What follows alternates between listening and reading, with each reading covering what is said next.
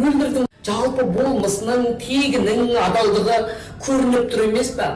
Сондай мөлдір десе мөлдіреп тұрған сүп сүйкімді аршылған жұмыртқадай қалпында, солқылдаған 20 жасында сол сүйіп қосылып, екеуі қол ұстасып жүріп, осындай үлкен абыройға жетті. Алла тағала ұл десе ұл берді, қыз десе қыз берді, бақ берді, байлық берді, бәрін берді ғой. Мынандай жағдайда ажырасып жатқаны ақылға сыймайды. Мен ешкімді кінәлаудан аулақпын. Екеуін де ана туған, қыздар бой жетіп тұрған, ұлдары мүшел жасқа келіп тұрған уақытта елдің ақыл ойын бағытын түзеуге үлес қосып жүрген өнердегі үлкен азамат Тұрсынбектің анау балаларымен хабарласпай осындай күй кештіруі бұл құдайсыздық шығар.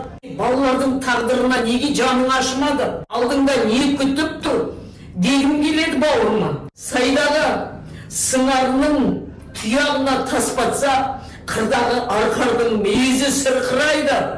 Ол жануарлар әлемі, ал біз адамбыз ғой. Біз әйелдер жанымыз, жүрегіміз сырқырап, сыздап тұр. Әлемді тәрбиелейді дейтін аналар қайда? Мөлдірдің анасы 13 жасында келмес сапарға кетті. Бірақ мұғалім болған анасының сол тәрбиесі отбасын сақтаудағы, ұяны бұзбаудағы, баланың алдындағы ата-аналық жауапкершілікті бәрінен биік қоюдағы сол ананың үлгісі Мөлдірдің бойында тұр. Ал Тұрсынбектің анасы тірі ғой, сіз анасыз ғой. Балам, сен адассаң да мен адаспаймын. Ол менің қолыма әппақ қонған ақ көгершінім, ақ құсым. Одан мынандай сенің ұрпақтарыңды сүйдім. Олар мынандай болып ер жетті, бой жетті. Енді солардың жапырағын жайып, енді біз бәйтерек айналамыз дегенде, мен мынауыңды көтер алмаймын деп, неге өзі басу айтпайды? Ананың сөзін тыңдамайтын бала жоқ. Әсіресе ұл бала ананың сөзін ерекше тыңдайды. Тұрсынбекке әліңіз келмесе де, немерелеріңізді бауырыңызға басып алып, құшағыңызға қысып алып, міне менің немерелерім, сен шатастың, ендігі сенің туған балаларың осылардан артық па?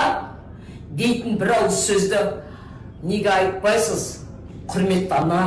Ал біз қазақ әйелдері, Аллаға жағатын амалымыз болсын. Мөлдірдің анасындай ана жүрегіміздің лүпілі болсын. Бәріміз тілегім тілейік, өнеріне қол соғайық, киносына барайық, қолдайық.